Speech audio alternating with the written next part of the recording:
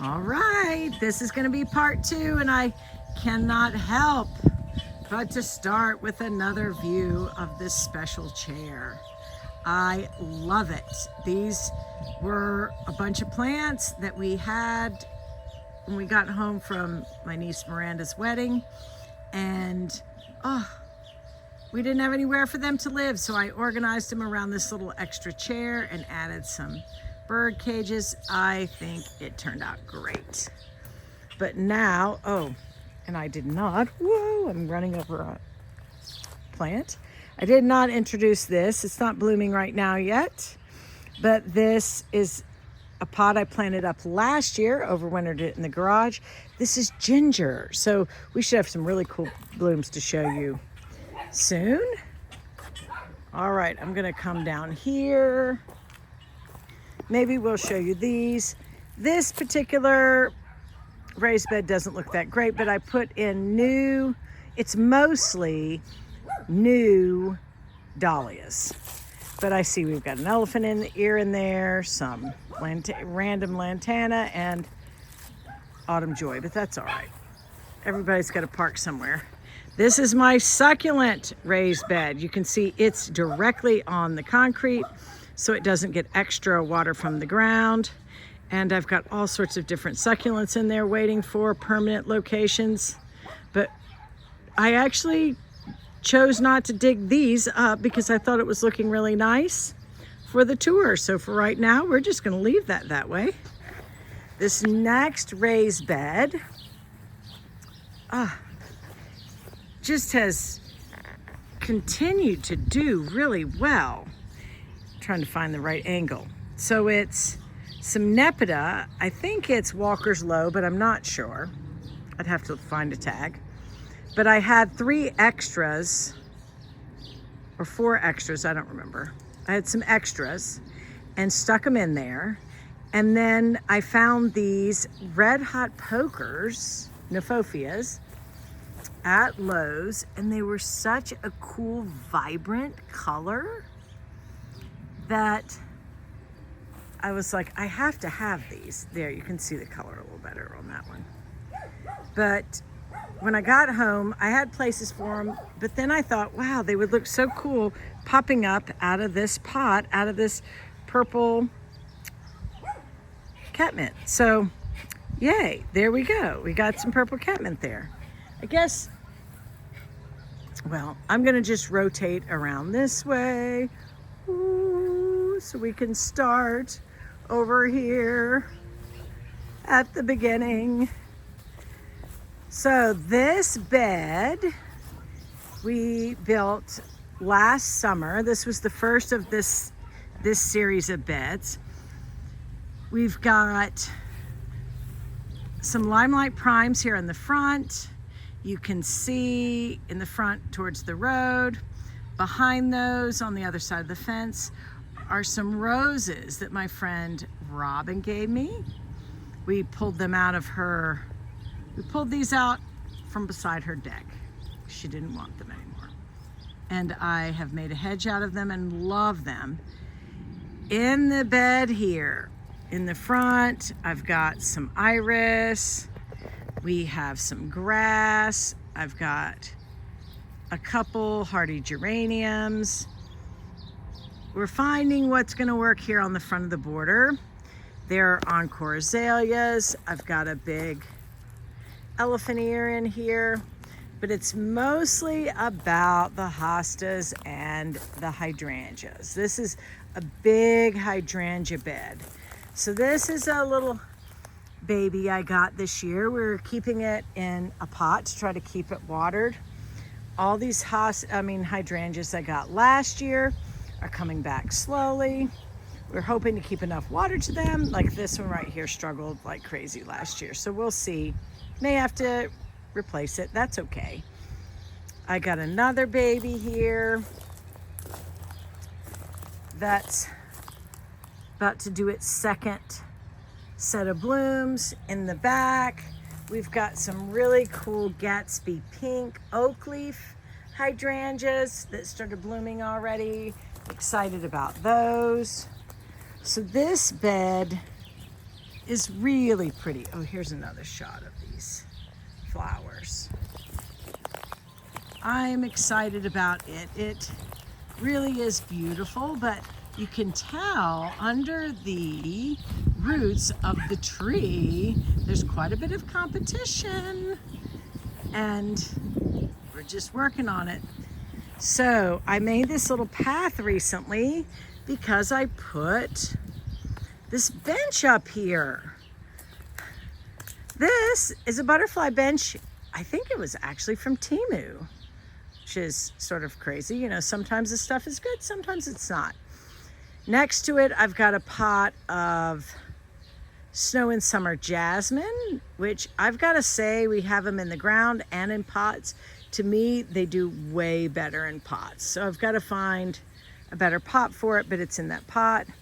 I've got another pot here of Rex begonia, impatiens, double impatiens, and some big white impatiens. Got an oak leaf hydrangea behind there. We just added yesterday pulmonaria, some spot on pulmonaria, and I'm excited to see what it does. Freddie planted these for me while we were gone, and he got most of them planted. 2 of them are not planted, and I would assume that's because there wasn't enough topsoil to plant them. So I guess we're going to bring in more dirt to do that. That's okay. I've got I forget what the name of this is. My mother and grandmother have had these forever. Well, I'll remember later. I think I must water it too much because theirs never got marks. I love water. I guess I need to learn to control myself. But here's another pot I put together a little earlier in the season. It has got a coleus, an autumn fern, autumn brilliance, and a sweet potato vine. So I really like that pop of color there. But I thought it would be pretty neat to have these pulmonaria going up the path to the bench, kind of brings it together. And here on the corner is of course I can't remember the name of that either, gardenia. And this gardenia just keeps having yellow leaves. Maybe I'm overwatering it. It's part sun, so it's not getting overly baked. It does get some sun. I don't know. I'm going to give it some fertilizer and we'll see. Turning here in front of our shed, the daylilies are coming out. They're getting ready to really pop. Oh, look, there's Sniffy again. Sniffy came down. So in these pots, I've got some sky views. Then I've got Everillo carex behind that. We moved those carex from some other pots in the backyard. They're doing great here. These sky views, I just think, are spectacular. There is a local garden center, Creekside, that had a huge, they must have 300 or 400 of them. And I felt sorry for the poor sky views. They gotta have a place to go. And I knew if they bought all those sky views and they didn't get sold, we may have trouble finding them around here in the future. So I got 2 more the other day and put them right here in these pots. So I love them and we'll enjoy them. Our first crinum lilies are blooming. Those are the first ones. But since I'm right here, I'll show you these buds. Isn't that so cool?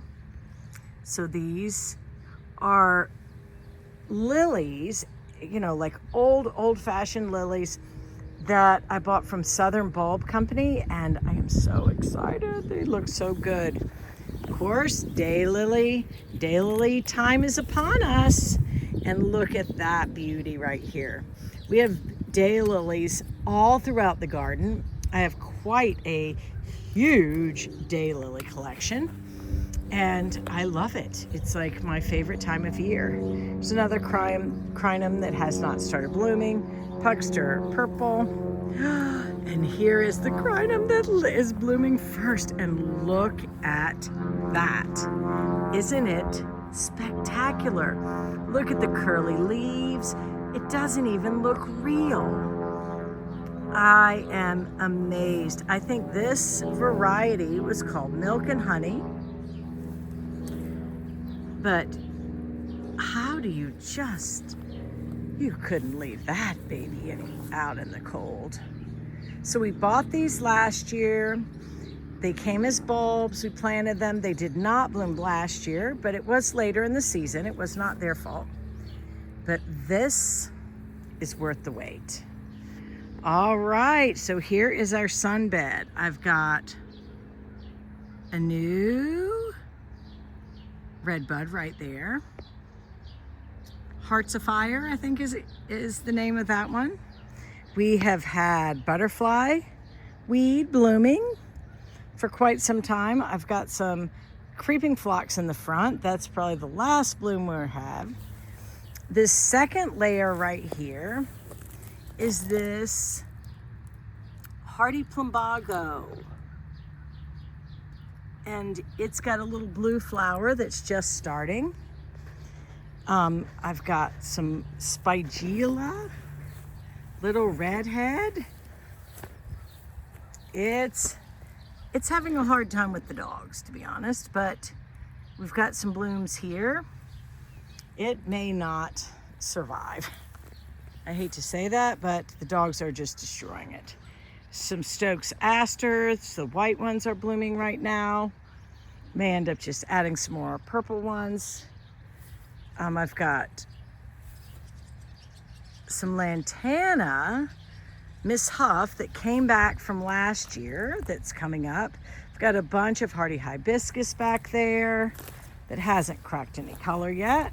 You can see some more of this plumbago. The first of our bee balm, Monarda, is starting to bloom. It's so exciting.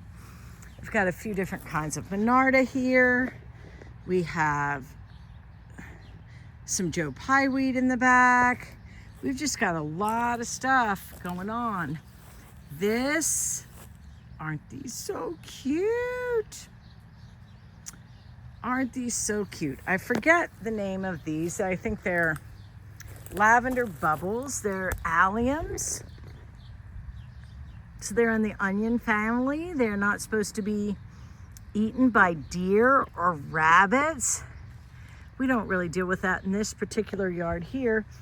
But I look at the way that the little bloom heads, the little buds twist around. I think they are just the coolest things.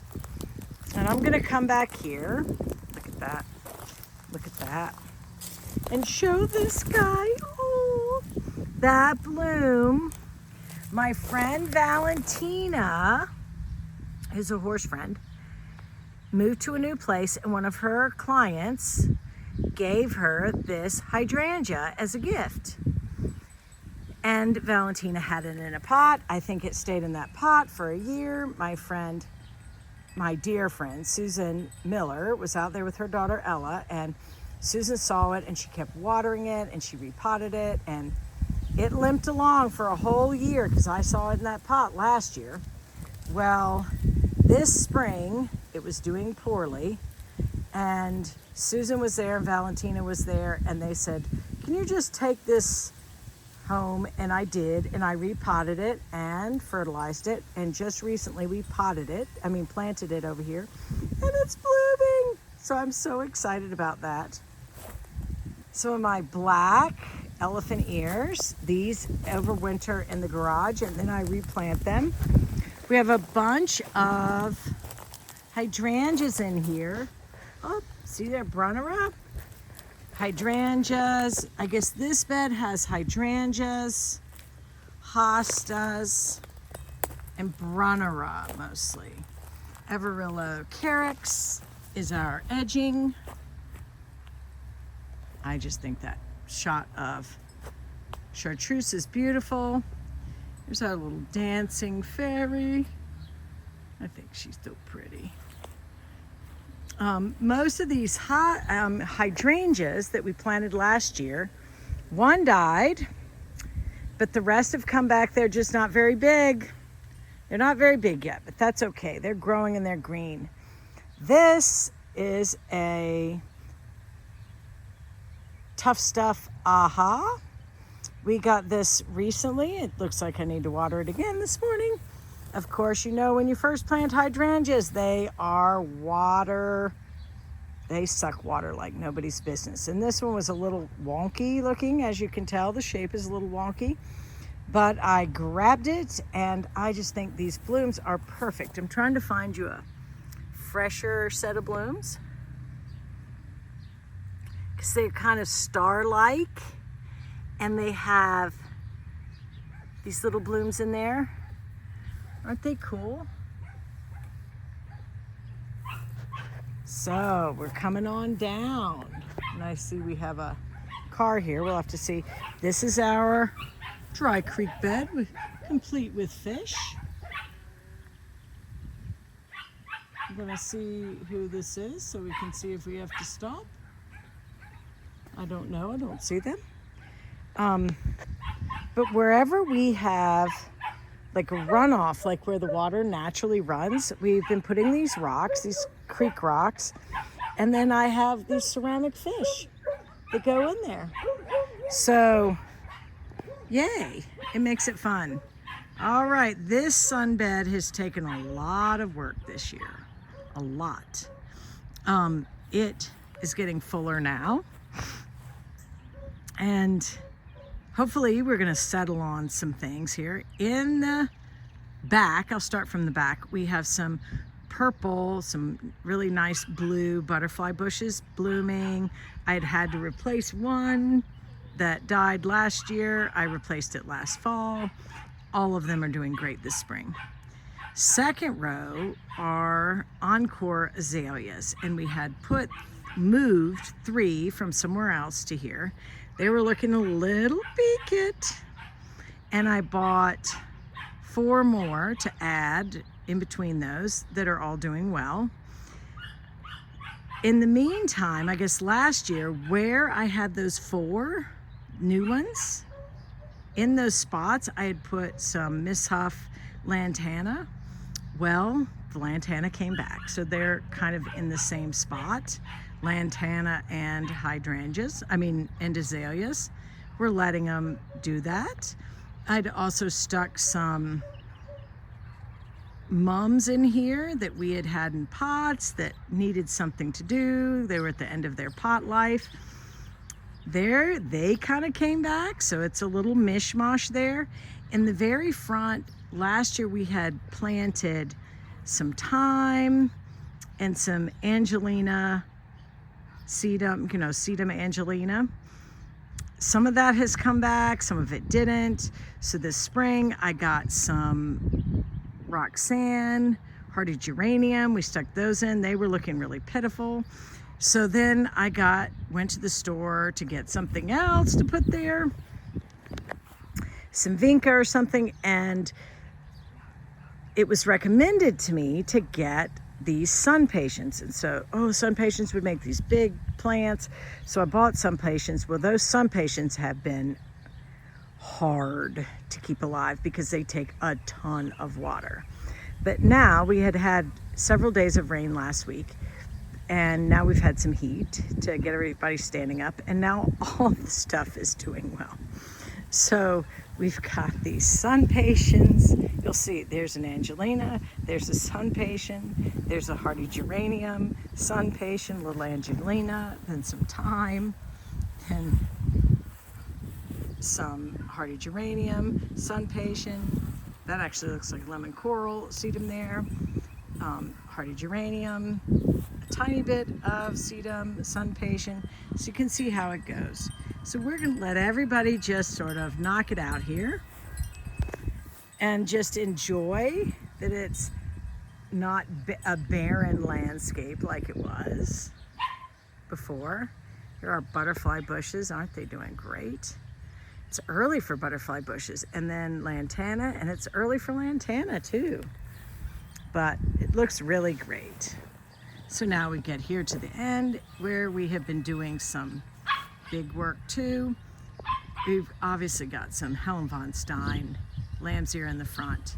And then I've got some grasses that have really cool seed heads. I think they're called little redhead grasses, just like that. Those other little flowers up there, although they're totally different. And then we've got some Atlas roses in the front and some other roses in the back. The big thing in the back is my Fat Albert blue spruce, which I was a little worried about, but we can see some new growth on there. So yay, I'm hoping he's gonna really grow. But all this stuff just went in. So we don't have a ton of roses yet, but it's to get a little bit of a pop of color here at the end of the row. Try to get that to focus. Isn't that a pretty rose? Kind of two-tone. The Atlas is a really nice peach rose. Hopefully that focused. It's hard to catch peach.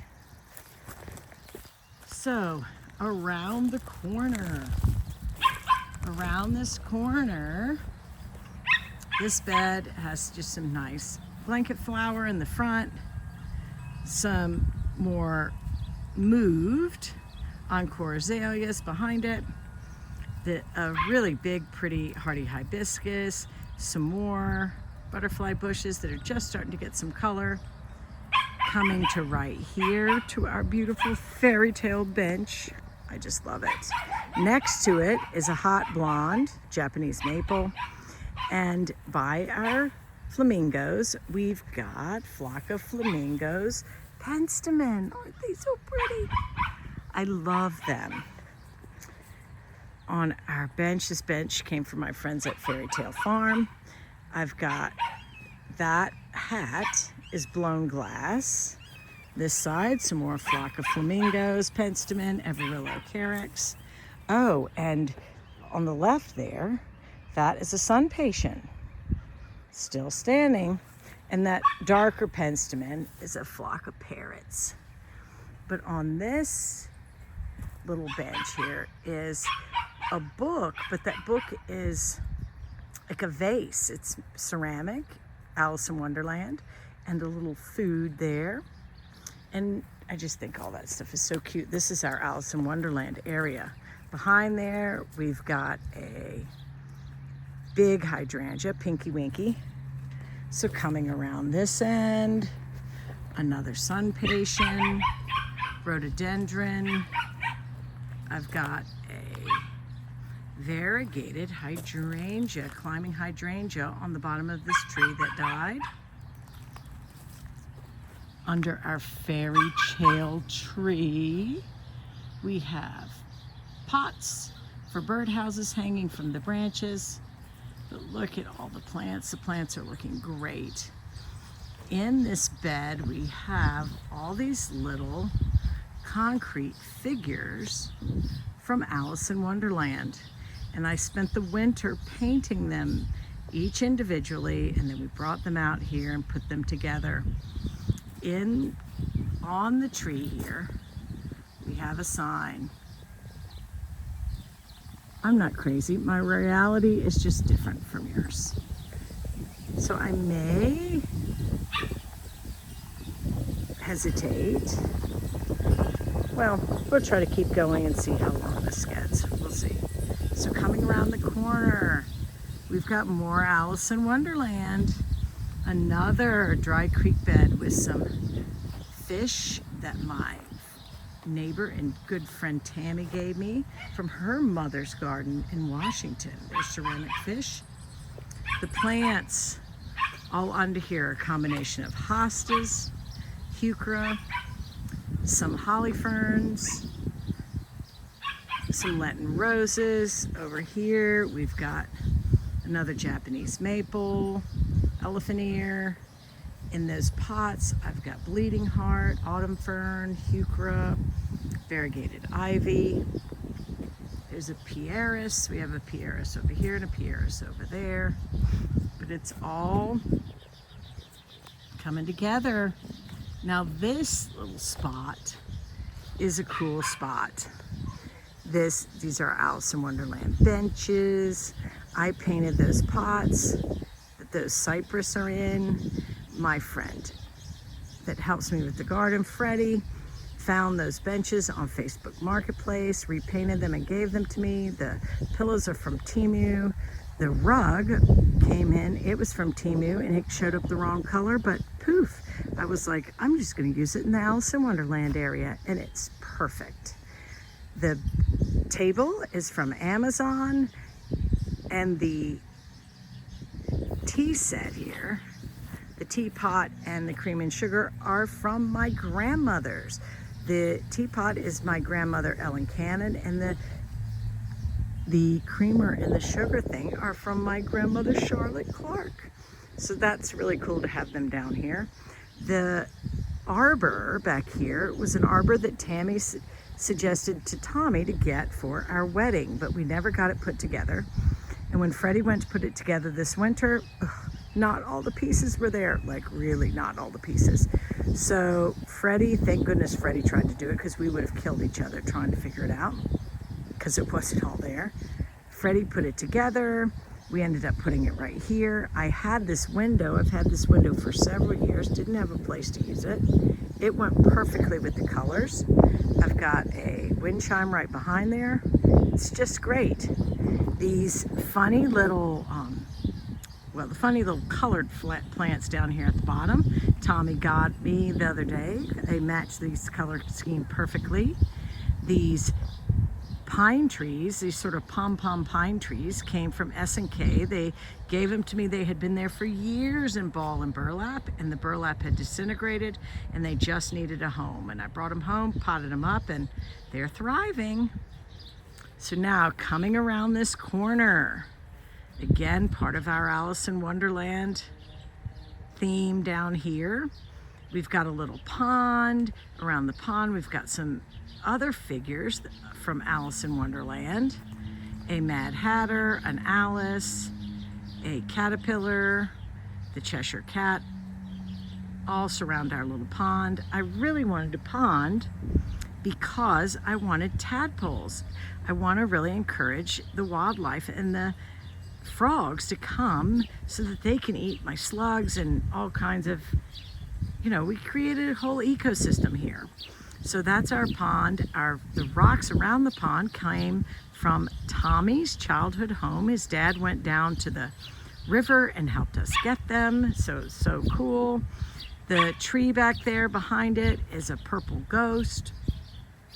I got that mirror to reflect, the flower bed, and also it goes with Through the Looking Glass, more Alice in Wonderland. Behind there, we've just got all sorts of plants in here.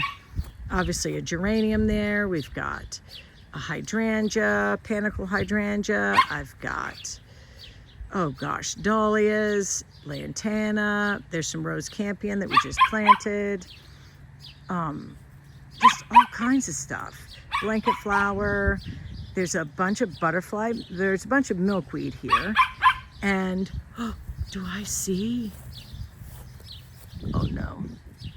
And the caterpillars stripped this section. There were a bunch of caterpillars over here, I don't know, a month ago maybe.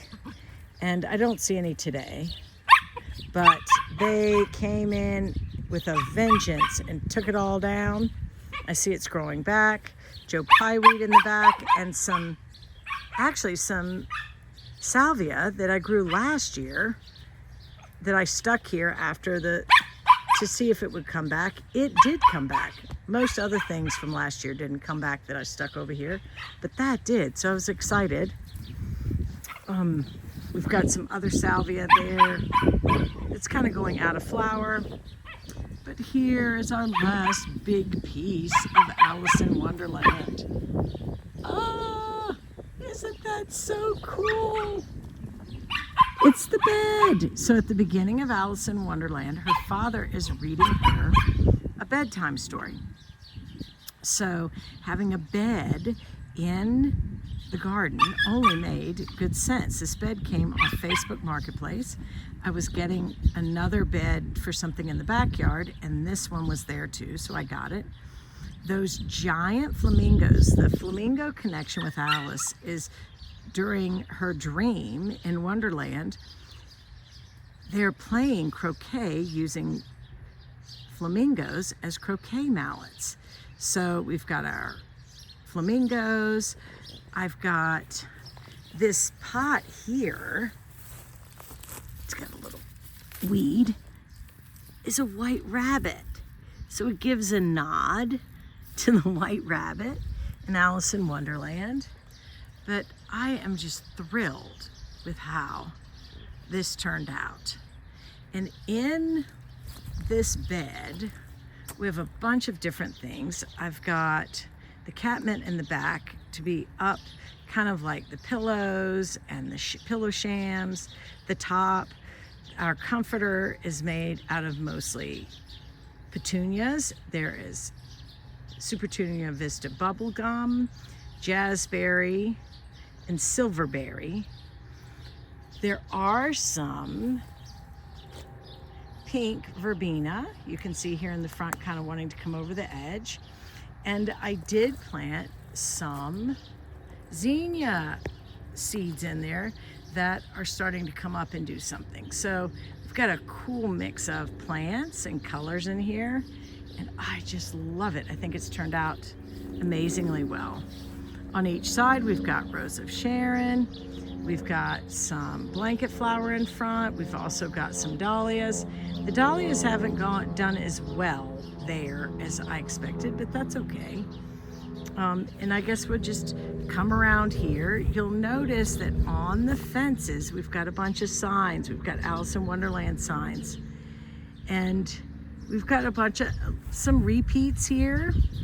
The not repeats, I've got a green twister coneflower there. I've got some dahlias that came back from last year there. I've got another Goldilocks conifer there that's not living there forever, but it's parked there for right now. Obviously autumn joy sedum, some more like lemon coral there. And look at these butterfly bushes. Look at that. Look at how huge this bloom is. I guess I can't get it to focus very well. It's huge. And this thing is getting ready to go off. I've got several of those here in this bed. We've got a bunch of really hot, sunny stuff. I've got Rebecca, those giant Rebecca. I've got some purple sedum. I've got some denim and lace, Russian sage. We've got some grasses, red hot pokers, bearded iris, blanket flower, some more Rebecca. I mean, it's really going well. I put some branching sunflower in here, and it isn't as strong as the other things, but I figured I'd try it. Oh, here's another one of these big blooms. Look at that thing. Look at that huge, beautiful thing. It's beautiful cranberry blooms. I'm so excited about that. Denim and lace Russian sage. Aren't they beautiful? They're cracking color too. So we're coming up this side. We get back into more daylilies. Try to get over here to see them. See some pretty color here. I haven't been out to do that. Oh, more red hot poker. There's some giant red hot poker in the backyard. There's some more. I love deadheading daylilies. That one's got a little bit of a double. That big thing is a hardy hibiscus. I think that one is Spinderella. And this is the crown jewel of this area, is our shade garden. And I hope maybe you have stayed for this. Maybe we will split it up. The beginning of our shade garden here, you'll see we switch from some lemon coral sedum on the ground to ajuga, this variegated ajuga. It has done beautifully. I've got a Carolina Sweetheart redbud right here, done awesome in this light. When it was across the way in the brighter light, it burned like crazy. So this part sun, part shade has done great for it. Underneath of us, my Monet Weigela, and boy are they gorgeous. The variegated foliage with pink tinges on the white and green leaves. I mean, it is beautiful. And it did have some pink flowers. I have got, you'll see, we still have some pansies going. I just don't have the heart to pull them out until they're done. I'm sure I should, but I haven't. As we get up here, you'll see that hostas are a main feature. I've got a pot with some elephant ears back there. Those are alocasias because they point upward. There is a painted fern. We've got a rhododendron, more ferns. So we've got ferns, hostas, and then we get into this section of astilbe. I have never grown astilbe before, and look how beautiful it is. It is stunning. And it has been incredibly easy. I think this is the Visions variety of astilbe. Some ostrich ferns there behind it. I mean, it's just incredible how thick it is. That is an amethyst dwarf redbud. And here in front of the astilbe, besides our beautiful pansies, I have got Japanese anemone, and these anemones are doing great. They start blooming a little later, so I'm excited to see them come on later.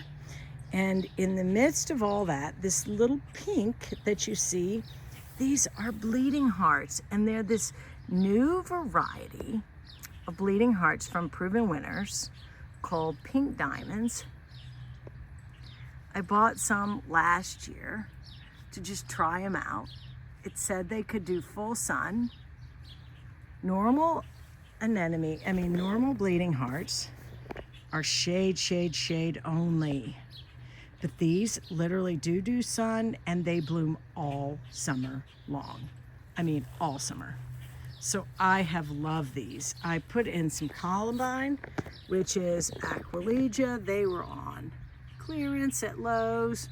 We've still got one bloom, which is sort of shocking because that should have gone out a long time ago. But this bed is just spectacular.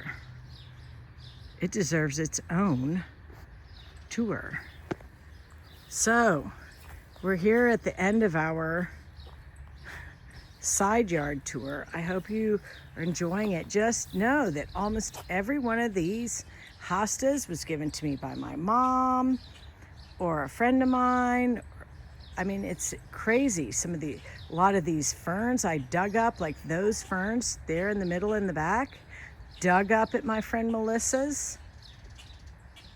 It's crazy what you can do with very, very little.